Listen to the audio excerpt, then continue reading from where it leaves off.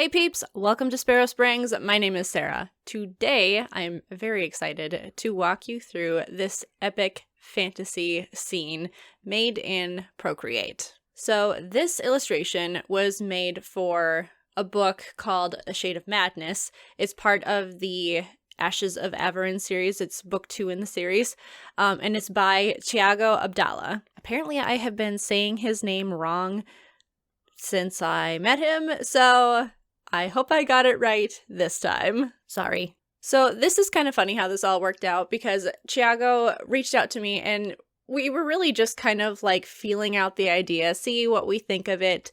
And then the next thing you know, we are scrambling to get it into the second book. So we both loved the idea and it worked out. So this is for the hardcover edition. It's not a special edition. Every hardcover edition has this illustration. So I want to just share the process a little bit of this. It's an illustration kind of photobash. It doesn't really fit into either category, but I had a ton of fun with this one. So starting this whole thing off, I used Procreate on my iPad with an Apple Pencil. And usually for bigger projects like this, I like to use Photoshop. But I don't know, I wanted to see what Procreate could do. And I've been having a lot of trouble with my computer that has Photoshop on it.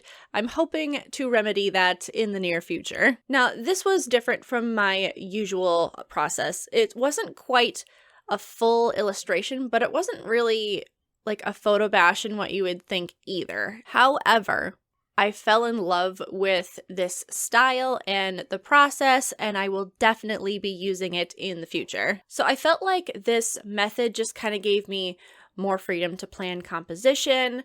The photos were just there to kind of give me a jump start into the whole thing, and it was more like the photos became a part of like the sketch concept layout process rather than a part of the final image. So when I work on bigger pieces like this, I like to start with a really loose, really rough concept sketch. This just kind of gives me an idea of where I'm going with this. It helps me plan out composition, lighting, energy, like kind of the motion of a piece, like the movement.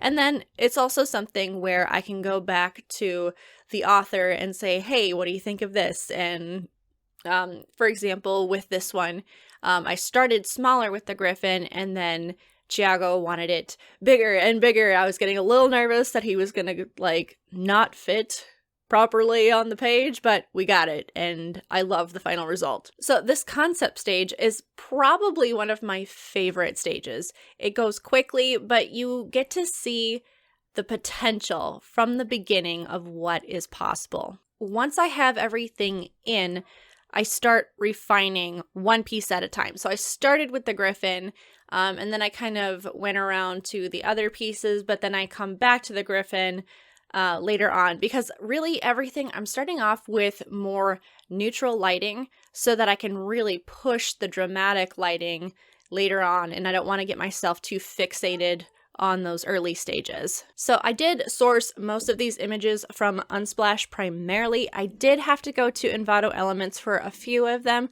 but I did find the majority of them from Unsplash. And I do have a subscription to Envato Elements, which has definitely paid for itself already this year. Some of you may know this, some of you may not. I don't have an iPad Pro. I have just the standard iPad, the 8th generation iPad. I've had it for a couple years now, and I was starting to feel the limitations in this project.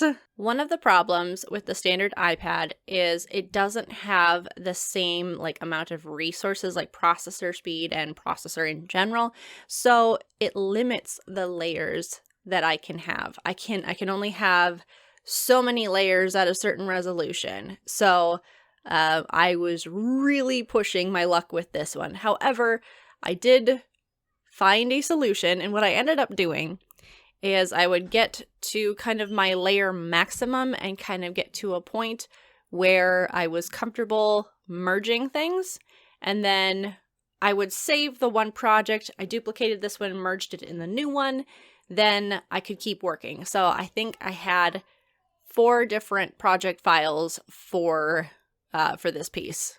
So this one took a lot more figuring out with photos. Obviously, it's not like I could just go find a picture of a griffin.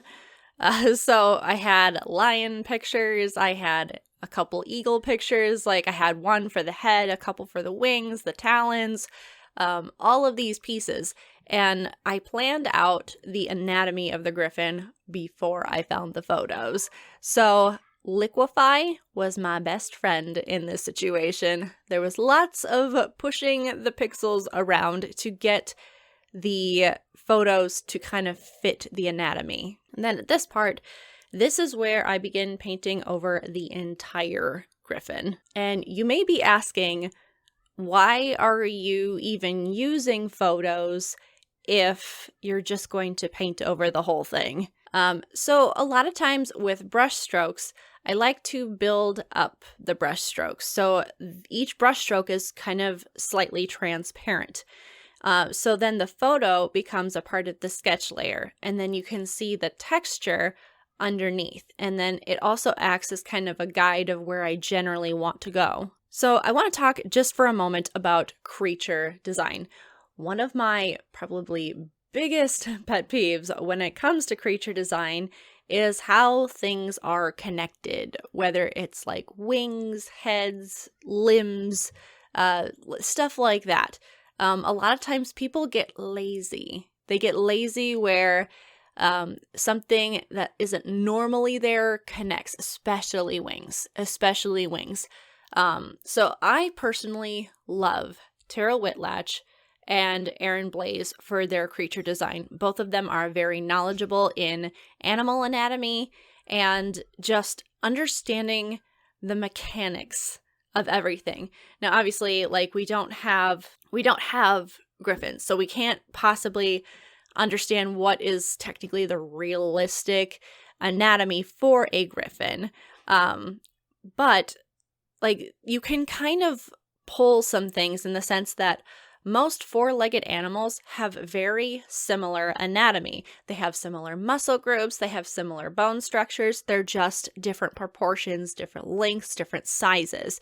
So if you start pulling and stretching that anatomy, you kind of get the same principle. Now the character in here, spoiler alert, I had the wrong weapon in there, so I had to switch that out later. I changed the lighting on the photo of the character as far as like her face goes. So really, I'm painting over everything for 2 reasons. First of all, because I am changing things, like I want things to flow a certain way. I want a certain pose, and also just for continuity's sake. So I don't want something to be overly pixelated and grainy like a photo versus more of like a painterly style. So we just kind of touch on everything to bring everything all together. Okay, armor. Oh my goodness, the armor. So I have never done a full suit of armor before. I've done kind of like bits and pieces, like, oh, like maybe we'll add like a shoulder plate or something like that, and like it'll be great, right? At the most, I've done like leather armor. I watched 4 different videos on how to paint metal surfaces. And I tried to use photos on this, but in the end, it wasn't anything like what I wanted it to look like. So we just painted the whole thing. So I had some stock photos to kind of help me understand how the armor is put together. And then Thiago also provided like a Pinterest board, like a mood board, for the style of armor that he wanted. So I kind of took the stock photos that I had versus the styles that he wanted and just kind of made my own thing. So now I am most comfortable with single subjects. I'm not used to doing these big, epic fantasy spreads. And when Thiago told me that he wanted a whole army, I kind of panicked. However, this was an opportunity to actually apply a lot of things that I have learned over the years. Just remembering that things that are farther back will have less contrast, less detail.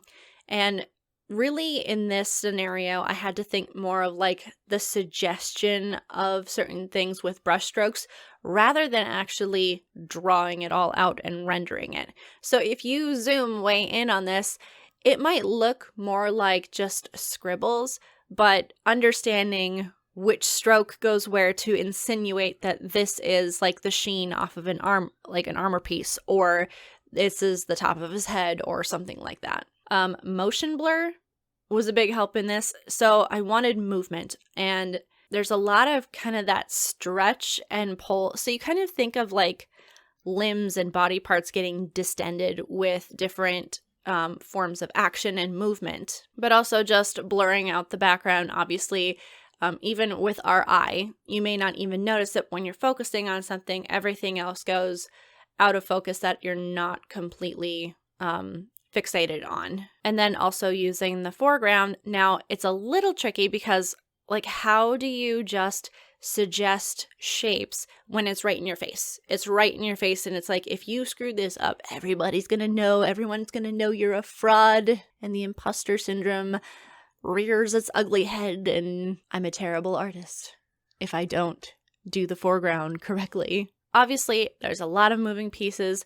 Remember the focus. What is the focal point of the entire piece? So I was really focusing on kind of like 3 different principles with this.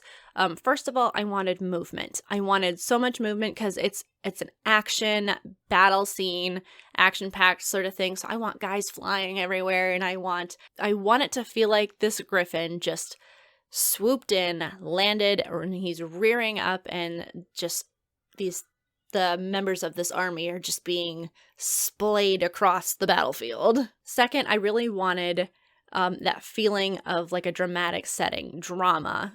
So with that, I do lighting. So we have these silhouetted features with these bright rays of light behind them. And then the third kind of principal aspect I wanted to really focus on was depth. So we've got some guys in the foreground, we've got the griffin, we've got some guys that are kind of being flung off to the side, we've got the army in the back, and then we've got the way background, the landscape, which you can barely see, but just having it makes a difference. So with the movement, I used a couple different things. I described some already, but I also tilted the ground. So if you notice, like my ground at the beginning, it wasn't just a straight line across, like a straight horizon line. We're going to angle it, and that's just going to make it feel like there's movement. The weight of things wants to tip a certain way. So that's going to push our focus in that direction as well. I also used a lot of motion blur because, again, it's like if you, like, for example, you take a picture and something's moving really fast, it's a blur. It's kind of funny because I'm rendering out all of these details, and there's a phrase that's been going around among the writers the writers in my life, all of the writers in my life, and they keep saying, don't be afraid to kill your darlings. Don't be afraid to kill your details. Because even though it's like I love the detail in the feathers, on the wings and whatnot, I don't need it. It's not my focal point. So out it goes. It becomes a part of the motion. It becomes a part of the interpretation of what I want for the piece as a whole. And really, my focus in this is I wanted people to notice the look in the griffin's eye. I wanted that to be like boom in your face. That's the first thing you notice. Kind of an interesting idea because artists are not actually trained to see more information, but to interpret less. So as much as like I could have really rendered out more of the detail like on the underside of the wings, it's not my focal point. I don't need it. So as long as I have like, again, those suggestions of light and brush strokes, that's really what I need. And you can waste a lot of time over rendering things that are not a part of your focal point. Looking at the composition as a whole, if I had like free reign of this and I could do whatever I want, I probably would have actually taken the Sentinel out, but she needed to be there. So that's that's kind of like a give and take kind of thing because I still need it to be a part of the story. So now we get into the lighting. Okay, how do we really push the lighting? I've got some rays of light that are kind of in the foreground, almost like muting the griffin in spots as well. I've got some that are just like coming straight over his shoulder, and I'm almost blowing out the detail in some of those areas, like kind of right where the wing meets his shoulder. That really, when you get those bright bits in there and then the dark shadows, that's where a lot of the drama comes in. And that's where when you step back and you look at that piece from a distance, you're still gonna know generally what it is because all of the shape language is telling you what it is. And again, with the contrast, and this is just kind of like another little trick, is that for each plane that you have that gets farther and farther away, it's going to be a little bit more grayed out. And I know I've talked about this on other videos too, but the reason for that is because you are looking through particles in the distance. So you're looking through like dust and condensation, just little particles in the air, and it actually kind of grays out that background. So you'll see in the foreground, things are darker and things are like solid. And then as you get farther back, as you're looking through more of those particles, it gets grayed out. So if you look at the griffin, even the tail is kind of grayed out a little bit because they want to communicate that that tail is extending back behind him, even creating some distance between the head and the tail. So I do create some details on like the army in the front, but again, it's not my focal point, so I'm not going to do too much, but I am going to pull in some of that more dramatic lighting. Part of the reason I wanted to do at least a little bit more rendering on the foreground is, again, I want to communicate the story. So Thiago told me that these men they're crazed men with like sharp teeth and clawed hands. So I wanted those details to at least be suggested, somewhat recognizable. So again, I have like kind of these guys being flung up in the background, and this is where a lot of that motion effect comes into play. I did struggle with this a little bit, and I almost like kind of took them out altogether, hoping that Thiago would just forget that he mentioned it, because it was not turning out. However, I did manage to kind of figure it out, and just by layering some of these guys on top of each other, it's almost like composition within composition. It's just, there's so much thought that went into this whole thing. So I'm really glad that Thiago actually liked it, because I think I would have cried if he didn't. So let's take a look at the comparison from the concept to the final product. So this was awesome. I had a blast. Like, even though this is black and white, this could very easily be colored later on. So there's different layers and layer effects that I can do to add color to this. But the nice part is now all the detailing is done and we have a story in front of us, and it looks great as an interior illustration. So if you like epic fantasy art like this, you definitely should not press the like button, and you should absolutely avoid the subscribe button like a plague of crazed, not zombie men. Go check out Shade of Madness. I will have a link in that description, as well as a link to the first book. That is all for now, peeps, and I will see you in the next video.